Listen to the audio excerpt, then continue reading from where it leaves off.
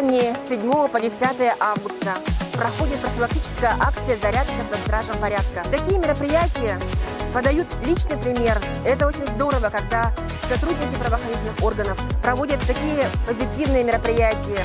Отрадно, что сегодня принимали участие наши дети, подрастающее поколение, воспитанники спортивных клубов, которые ведут свою деятельность на территории 203-го микрорайона, депутаты Якутской городской думы. Я думаю, что замечательно, когда все вместе мы встречаем утро бодрее, спортивнее, веселее.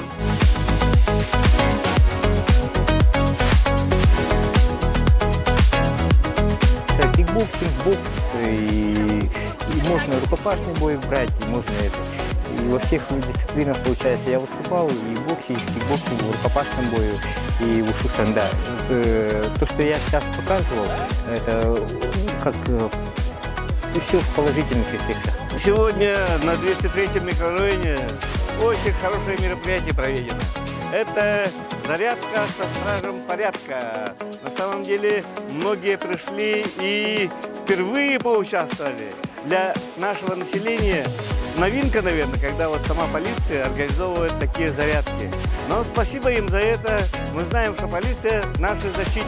В данном мероприятии приняли участие сотрудники числа победителей и призеров международных и общероссийских спортивных игр. Полиция всегда призывает заниматься спортом и вести здоровый образ жизни.